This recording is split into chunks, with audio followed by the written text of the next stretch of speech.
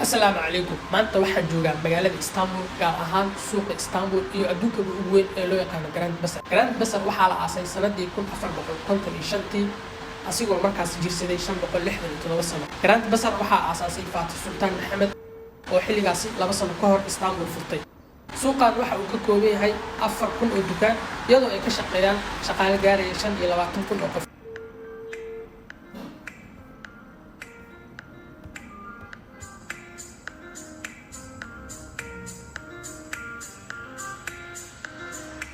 sida aad u jeedaan albaabkiisa qofkii arka waxa uu maleynayaa mool, laakiin gudihiisa waa xaafado caadi ah. Wadooyinka suuqa ku dhex yaalana waxay og yihiin wadooyinka xaafadaha camal.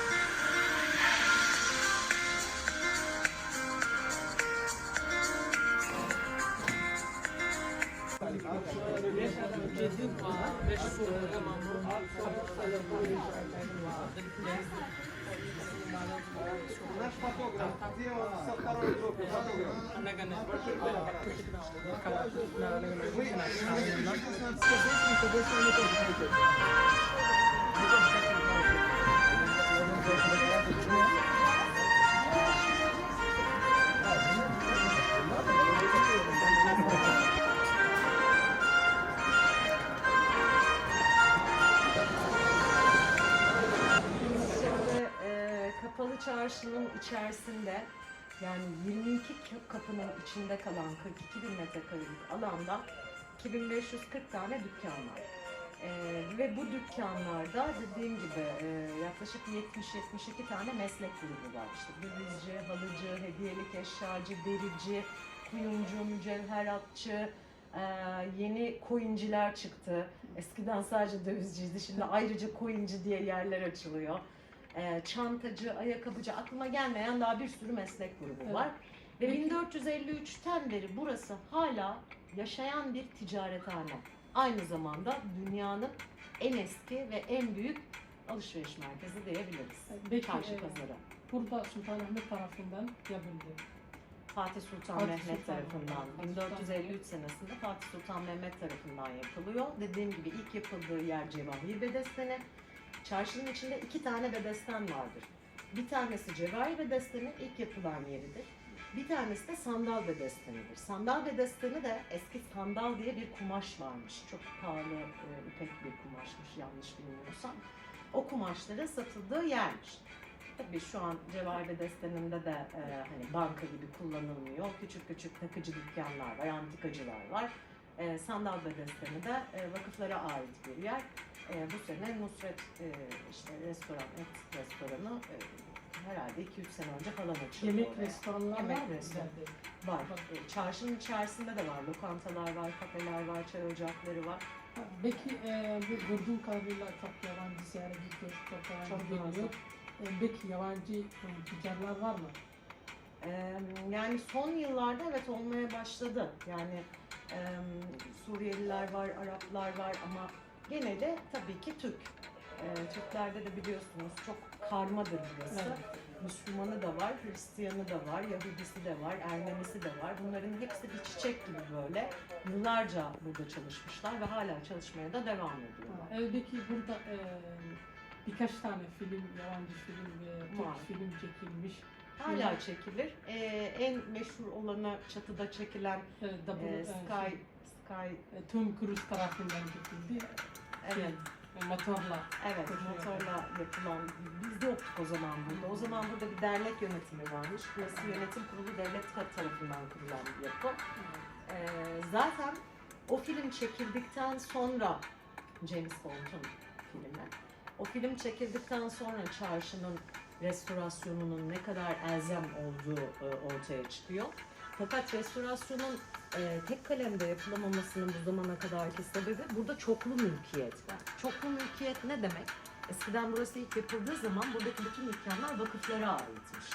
Vakıflar burayı kiraya verilmiş ve oradan gelen gelirlerle işte Cevahir Bedesten'i ilk yapıldığı zaman o gelirleriyle Ayasofya beslenilmiş. Ayasofya Camii. Fakat daha sonra Kurtuluş Savaşı zamanında işte çıktıktan sonra o dükkanların bazıları satılmış ve şahıslar sizden gibi insanlar satın almışlar. Dolayısıyla ne oldu artık? Çoklu mülkiyet oldu. 560 yaşındaki bir yer sizin dedenizin aldığını düşünün. Dedeniz ölmüş, dedesinin çocuklarına, onun çocuklarına, onun çocuklarına derken burada 3 metrekarelik dükkanda bile 30 tane sahip var.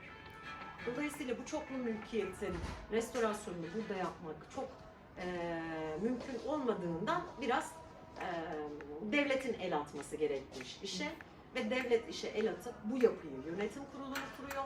Yönetim kurulunun içinde vali, belediye başkanı, vakıf temsilcisi, İstanbul Büyükşehir Belediyesi'nden de temsilciler atıyor ve buranın kendi mülk sahiplerinden oluşan bir kurul kurarak burayı hem idare ettirmek, hem ihya ettirmek, hem de bu restorasyonu başlatıp bitirmek. Evet, devlet tarafından. Aynen öyle. Yani devlet ve buradaki kendi malikler de tabii bu restorasyonun bedelinin bir kısmını ödüyor. Evet. Çok teşekkür ederim. Rica ediyorum. Çok memnun oldum.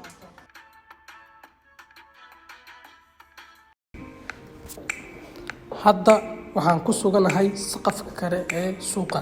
Inta aanan meeshan warbixinteeda oo kooban idin siinin, waxaan rabaa inaad ila daawataan fiidiyowgan yar.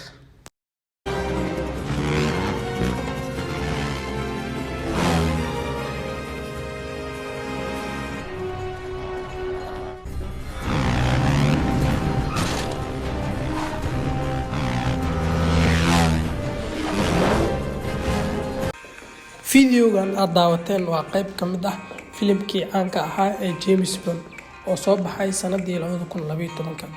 Filimkan waxaa lagu duubay meeshaan aan hadda saaranahay, meeshaan hadda idiin muuqato ayaa filimkaas lagu duubay. Filimkan iyo kuwo kaloo fara badan ayaa lagu duubay meeshaan. Markii aad meeshaan soo kortid waxaad dareemaysaa da'da laga sheegayo in uu jiro, waayo dushiisa ayayba ka muuqataa markii loo eego dhismooyin kale ee cusub ee dhinacyadiisa ku yaala. Istanbul Grand Bazaar bishii waxaa soo booqda in ka badan 500,000 oo qof, kuwaasoo isugu jira dukaameystayaal iyo weliba dalxiisayaal. Sanadkiina waxa uu martigeliyaa in ku dhow 90 milyan oo qof. Sidaas darteed Istanbul Grand Bazaar waa goobta dalxiisayaasha ugu badan ee soo booqdaan sanadkii. waad ku mahadsan tahay daawashadii fiidiyowgan. Fadlan haddii aad noo cusub tahay subscribe noo saar, asxaabtaadana la wadaag si uu asxaab badan u gaaro. Sidoo kale haddii aad fiidiyow ka heshay like saar, wixii talo iyo tusaale ahna qaybta commentiga noogu reeb. Nabadey.